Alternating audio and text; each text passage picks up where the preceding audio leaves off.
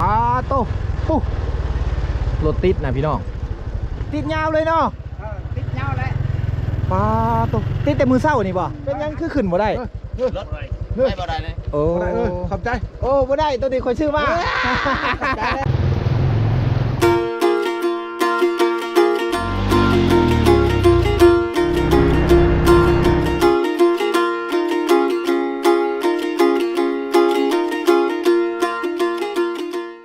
กับทักทายสบายดีสวัสดีพ่อแม่พี่น้องเมื่อสุขุสุคนคือเก่ายินดีต้อนรับทุกคนเข้าสู่ช่องบ่าวโหนดพาเรา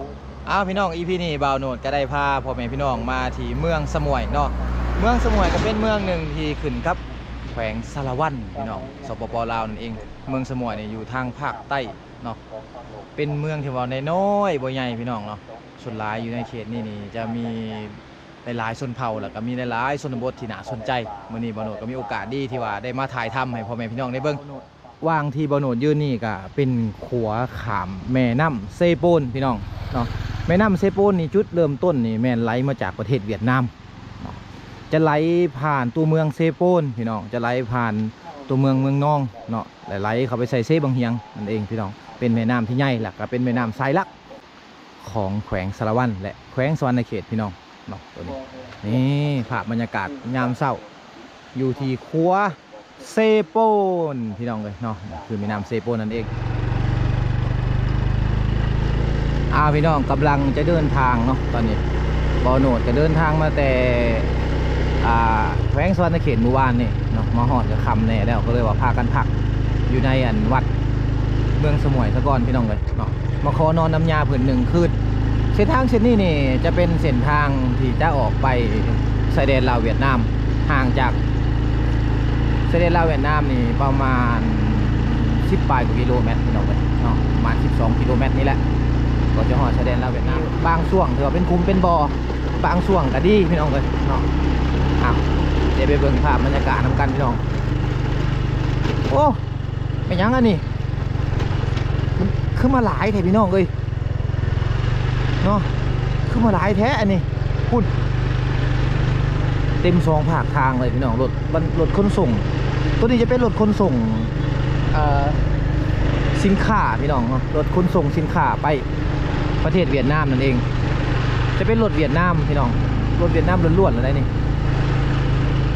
ว้าจอดเต็มเลยพี่น้องเลยสบายดีไอเวียดสบายดีเป็นยังคือจอดอยู่พี่รถเป็นเต็มกันเขาขึ้นบ่ได้โอ้รถขบวนขึ้นอย่าไปเลยแหละจากกิโลนี่มันติดนี่จักแล้วอย่ามันเลยปาโตติดยาวเลยเนาะติดยาวเลยปาโตติดแต่มือเศร้านี่บ่หากระมังเลยโอ้โตรถมันเพ่บ่หรืออะไรบ่ได้เคอยู่ด้านเวียดนะอยู่ด้านเวียดตรงนี้บ่จอดเลยปาลาวเขานี่บ่ให้จอดโอ้บ่ให้ไปไปว่าด่านเวียดนี่มันเต็มแล้วเขาบ่ให้จอดแล้วเขาจอดอยู่พี่ถ่าปาโตห่างจากด่านเวียดนี่10 กว่ากิโลบ่ได้นี่เนาะเอาพี่น้องไปเบิ่งภาพบรรยากาศนำกันเฮากะเดินทางมาแต่สวรรณเขตว่าสิไปเวียดนามขี่รถจักรมาว่าสิไปชายแดนลาวเวียดแต่ว่าไม่เห็นรถติดก็เลยว่าถ่ายให้พี่น้องได้เบิ่งไปก็ได้เด้อเอาพี่น้องเลยอันนี้ก็คือโซเฟอร์อยู่ประเทศเวียดนามที่ว่าเพิ่นจะเอาเครื่องไปส่งเนาะข้ามประเทศแต่ว่าเวลาเพิ่นมาแหละเพิ่นว่าด่านมันเต็มแล้วบ่มีบางจอดรถก็เลยว่าเขาให้จอดอยู่นี่พี่น้องเนาะเพราะตัวเขาว่าจอดอยู่นี่ก็โดนเติบได้เนาะเส้นทางแต่วางบ่โนดถ่ายไปหาชายแดนลาวเวียดนี่ก็10 ปลายกว่ากิโลพี่น้องเลยเนาะเป็นเส้นทางที่ว่าโอ้ขึ้นภูลงภูพี่น้องมาจอดรถป้าไว้สิกะอันตรายนิดหนึ่งเนาะเอาถ้าว่าไผเดินทางมาเมืองสมวยแขวงสารวัตรกะให้ระมัดระวังการเดินทางพี่น้องเนาะเกี่ยวกับยานพาหนะต่างๆเกี่ยวกับรถพี่น้องเลยพูดนะก็คุ้มโอ้พูดพากันมานั่งถ่าเลยก่อนจะเข่าตัวอันชายแดนนี่ก็เนาะ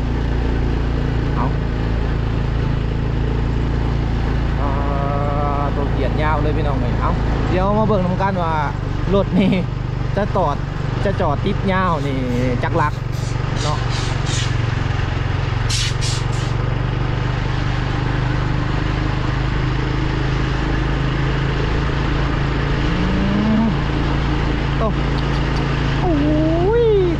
ะเดียพี่น้องพุ่น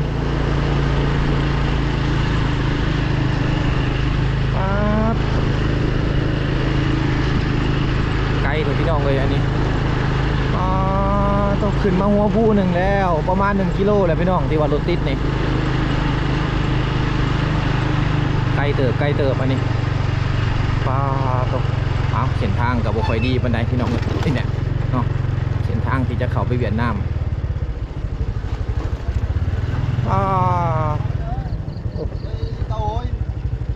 ขึ้นมา1 กิโลเลยรถยังติดอยู่เนาะทางนี้ป้าพี่น้องพูดยาวลงไปอีกได้เนาะพูดนะนี่คือรถเวียดนามล้วนๆพี่น้องอยู่ที่จะเข้าด่านในมือนี้เนาะยาวมาเลยพี่น้องเลยบรรยากาศชายแดนลาวเวียดนามกับที่มีประมาณนี้พี่น้องแต่ว่าโดนๆจะเห็นก็เจ้าติดเธอหนึ่งได้เนาะโดนๆจะเห็นเขาติดเธอหนึ่งรถติดแบบสี่นี่ผู้อยากเมื่อได้ใส่เวลาโดนเติบรถนักนี่แหละที่ว่ามีปัญหากับหมู่พี่น้องเลยเนาะเพราะว่ามาจอดป้าไว้ร่มนี่บ่ได้รถนักเลยเนาะเพราะว่ารถเบ้าแหละได้อยู่พี่น้องเลยแต่ว่ารถนักนี่โอ้แบกเครื่องนักมาจอดรถป้าไว้นี่ย่านตีนรถแตกบ่พี่น้องจะได้นั่งกินเข่าหน่อยเบียดเนาะทางนี้คือเขามากินพร้อมนะโอ้โหสุดทางครับเดี๋ยวมาเบิ่งบรรยากาศตามถนนทางนำการพี่น้องว่ารถจะติดฮอนไซแต่ว่าบอโนดว่ายาวเหยียดแน่นอนแล้วนี่บอโนดขับรถมานี่ประมาณ2 กิโลแหละพี่น้องเนาะประมาณ2 กิโลแหละ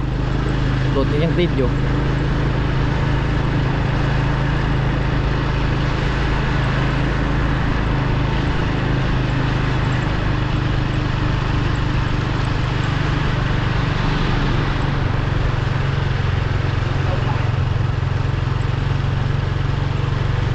รถติดแบบยาวเหยียดนะครับผม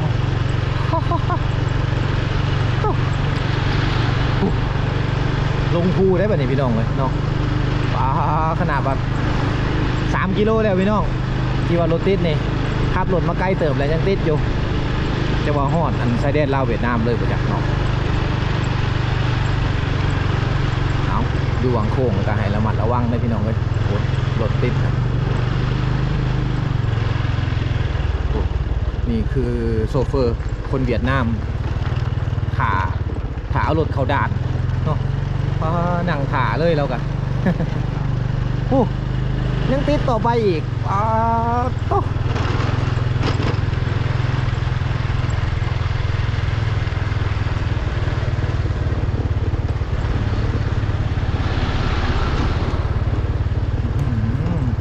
คือว่ารถออกไปเวียดนามนี่ร้ายขนาดเนาะแต่ละมือพี่น้องร้ายขนาดรถติดนะพี่น้องเห็นบอก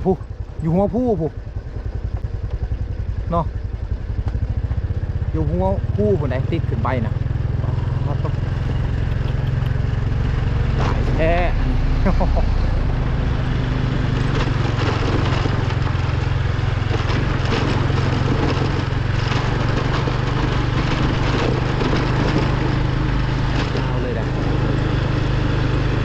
โนดก็บอกภาษาเวียดนามบ่เป็นเด้อก็เลยว่าบ่ได้ลมเนาะลมน้ำมันโซเฟอร์ให้ฟังแปลว่าวังนี่ตันเลยได้นี่เนาะไปได้แต่รถกระบะพี่น้องอยู่วังนี่เนี่ย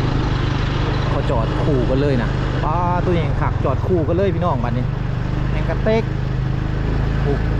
จอดคู่กันเลย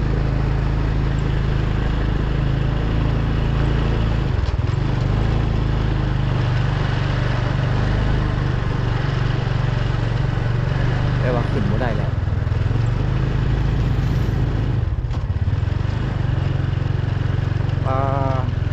สบายดี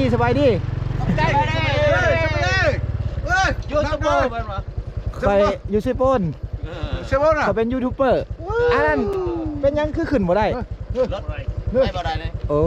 ขอบใจโอ้ไม่ได้ตัวนี้คนชื่อว่าขอบใจ ค่อยขายเช่าพังอ้าวอันนี้คือไอ้น้องเวียดนามเฮา เจ้าขันเป็นเจ้า บ่เราหยอกค่อยคู่อยู่ค่อยคู่เข้าใจเพิ่นหยอกบ่โนดพี่น้องเพิ่นหยอกโอ้ เวียดนามอ่ะ ค่อยสิไปเวียดนามค่อยสิเข้าไปชายแดนมาลายอันนั้นชุดเจ้ามาแต่เช้าบ่ โอ้ไปได้ ไปได้บ่ ได้ รถใหญ่แล้วบ่ได้แต่รถจักร บ่ได้รถจักรกับรถน้อยๆไปได้ ไปได้เอาพี่น้องอันนี้ก็คือโซเฟอร์พี่น้องเวียดนามเนาะที่ว่าเพิ่นจะข้ามไปชายแดนมาลายหรือว่าไปเวียดนามยังยาวบ่นี่ยังไกลบ่ บ่ใกล้ซาวลัก ชาวลักฮอดโอ้หักรถติดนี่ยังติดไปถึงอีก พอดูนี่ไปบ่ได้ โอ้บิดแต่ตัวนี้โดยเอาไปก่อนเด้อค่อยไปก่อนเอาบ่น้ำนี่ อยู่รถมี เดี๋ยวเจ้านะฮะ ขอบใจไปก่อนเด้อโดย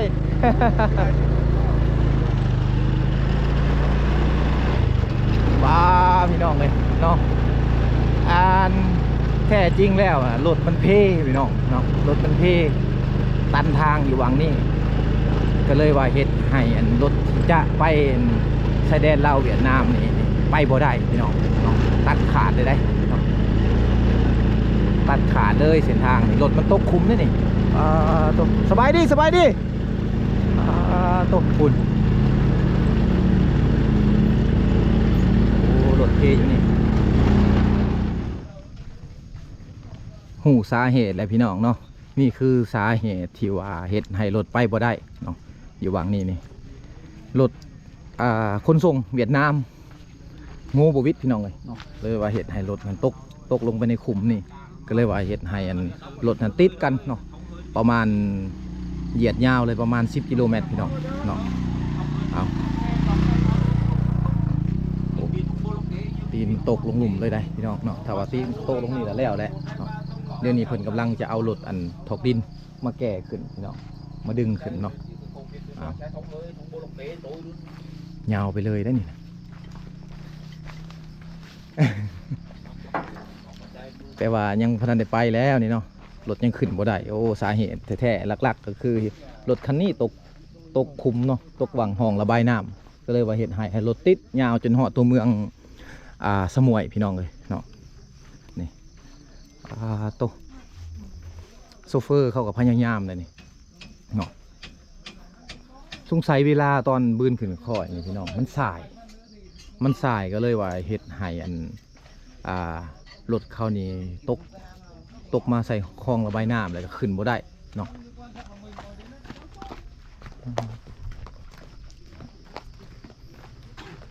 เดี๋ยวนี้ก็มีคนที่ว่าเขาจะมาเซอร์วิสพี่น้องคุณได้รถติดยาวลงไปหลุมเนาะต้องได้สลอถ่าเพราะว่าสาเหตุหลักๆนี่ก็คือรถมันตกตะคองระบายน้ำพี่น้องตัวนี้จะเป็นรถเซอร์วิสเพิ่นตัวนี้จะเป็นรถเซอร์วิสที่ว่าเขาเจ้ามาเซอร์วิสมาสอมแปลงเอารถ22 ล้อนี่ขึ้นพี่น้องเนาะส่วนร้ายในมือนี่รถที่จะเดินทางไปนี่บ่มีรถลาวจักคันพี่น้องมีแต่รถประเทศเวียดนามเนาะที่จะเข้าไปด่านชายแดนมาลาย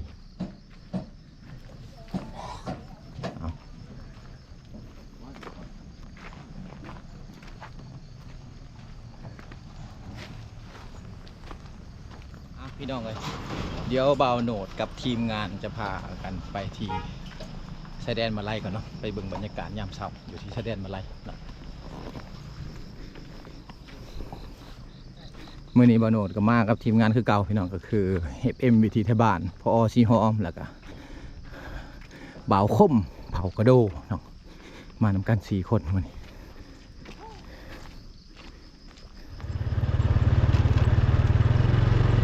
ยาวเหยียดเลยพี่น้องเลยเนาะก่อนที่เขาไปชายแดนนี่ก็บ่ได้ง่าย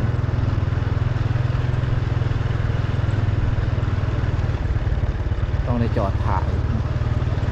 ส่วนร้ายนี่จะเป็นรถบรรทุกด้วยพี่น้องเนาะรถบรรทุก22 ล้อ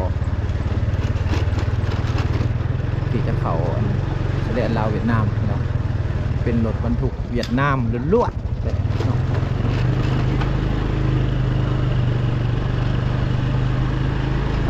ข้างๆจะเป็นหมู่บ้านชนเผ่ากระโดพี่น้องจากบ้านนั่นเนาะตอนนี้อยู่ตามตีนผู้เลยได้เด็ดเงินตามตีนผู้เลยพี่น้อง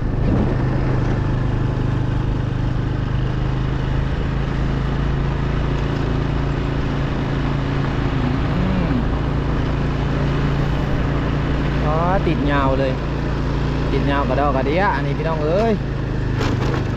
ปุ๊บตก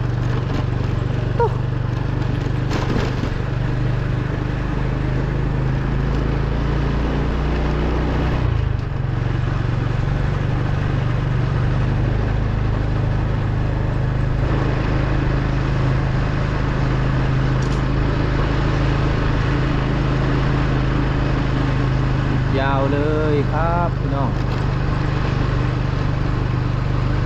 บางคนก็กินข้าวถ่าได้บางคนก็นั่งสูบยาบางคนก็นั่งลิ่นถ่าอาบน้ำถ่าพี่น้องเนาะเขาก็ยังบูฮู้ว่าจักโมงเขาจะปล่อยด่านเปิดในเขาเนาะโอ้อันนี้รถลาวเฮานี่อันนี้รถลาวมีคันเดียวนี่เลยรถลาวกายนั้นก็มีแต่รถเบียดหมดเลย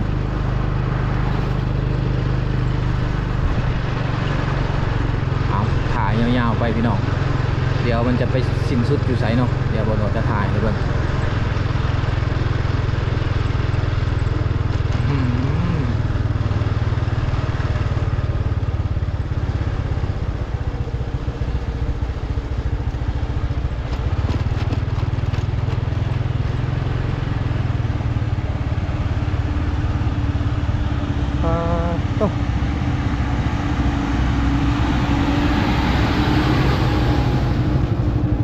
สบายดีผู้สาวไอ้กล้อง ตัวนี้ไอ้ถามเนี่ยมันติดฮอดไซรถนี่ว่ารถนี่ติดฮอดไซคุ้งแสดงเวียดคุ้งแสดงเวียดเลยเจ้าสิไปไซนี่นะมาแต่สวนโอ้เอาไปกันต่อพี่น้องเนาะยาวไปเลยฮอดแสดงเวียดเป็นว่ะ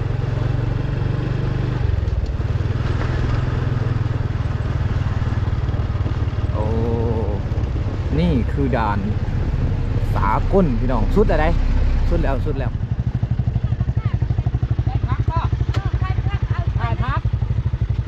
ผักไปขายผักกับมะกิดเนาะเป็นแบกกับผักกิดไปขายพี่น้องพูดเนาะ